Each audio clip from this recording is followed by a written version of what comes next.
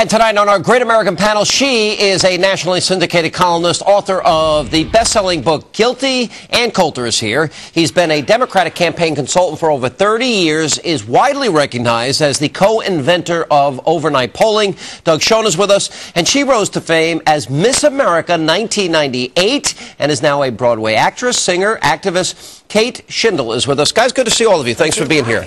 All right, well, here we've got a situation where our Treasury Secretary, the tax cheat, Tim Geithner, has now also as a liar, because he said, I was so shocked to hear about this March 10th. We find out he brokered the bill, knew about it because a congressman told him. We have the tape March 3rd. Ann Coulter, do you think he goes or stays? Will Obama stand behind him? I think he may not, because that's how presidents usually avoid damage to themselves. They get rid of underlings and put it on someone else. But I mean, all these Democrats are to blame, from Geithner, Barney Frank. Obama knew about it. For them to be acting indignant now, I just keep thinking it's like O.J. saying he's going to look for the real killer.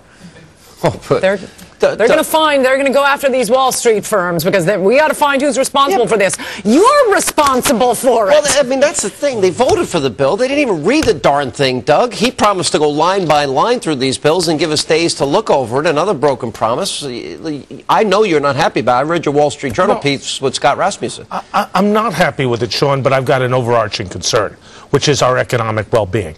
And if we play partisan politics about this, we'll all lose.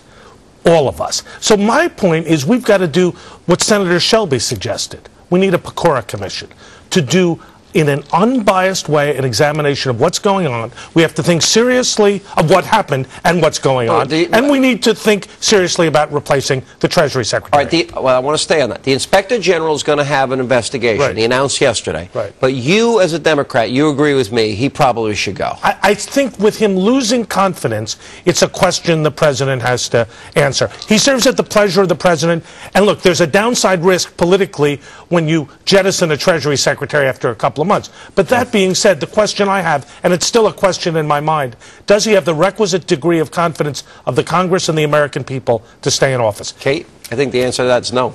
Well, I mean, I don't know. I can't certainly speak for the entire American public. Well, you speak for everybody. You're Miss America. You speak for everybody. No, that was about 11 years ago. That I got to speak on behalf of all of America. No, you know, I find it shocking that nobody saw this coming. I mean, this is one of those situations in which you would imagine that foresight would be 20/20, because, you know, you've got all of these bonuses. It's the worst soundbite in the world. You know that people are going to be furious.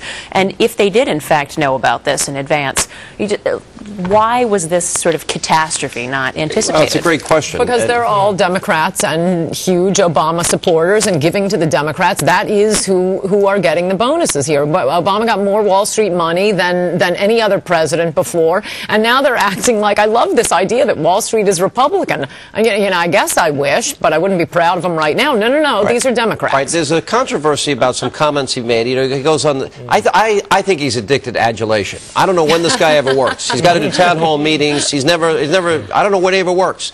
But he's on Jay Leno last night, makes this crack that's created a big controversy. Are they going to put a basketball? I imagine the bowling alley has been just burned and closed down. No. I've been practicing really? bowling. Really? I bowled a 129.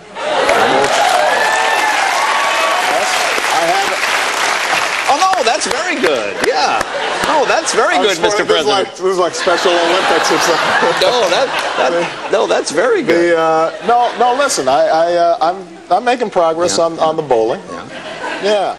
Ann Coulter, George Bush said that? If you or I had said that. I actually think it is funny, but I'm not sure a president should be saying that. I just like that he must, you know, by going on Leno last night, he insulted two groups, Letterman viewers and retarded people. So they must have done polling and figured out that he already has those two groups locked up.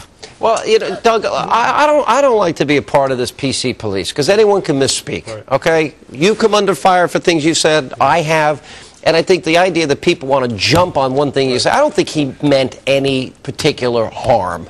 And here I'm not defending him. I can't wait till he leaves that office. I agree with you, Sean. Look, he apologized while he was on Air Force One to Tim Shriver. Tim Shriver accepted his apology. The larger issue, though, is what's he doing with his time? All right, what do you think, Kate? Great. I'll defend him. I think that it's, I think that it's something that he said off the cuff. I'll admit when I first saw it. That's true. You take that teleprompter away, when boy. He's in trouble. I thought of that. I was like, remember all that stuff you've been hearing about the teleprompters? We take it back. But, he clearly realized it was inappropriate, but you got to read the room. I mean, it's funny at a cocktail party if somebody says it. Well, everyone goes on Leno. They try to be funny. Now, we got to take. Right. It's a big difference being president. We got to check in with Greta Van Susteren, standing by for a sneak peek of what's coming up in 20 minutes from now when Greta goes on the record tonight. Greta. Continue now with our Great American panel. All right, so Barack Obama followed up on his campaign promise to talk to Iran without preconditions.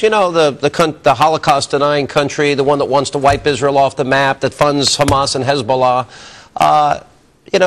Why do I think this is madness? Well, because it's fraught with peril and it's a political minefield and it could end up with the world blowing up, probably. But I don't know that it will. I mean, Yeah, just where do you begin the discussion, Doug, with the Holocaust denier? Will you pretty please acknowledge what is a historical fact? I don't think you begin it by making videos and posting them on YouTube.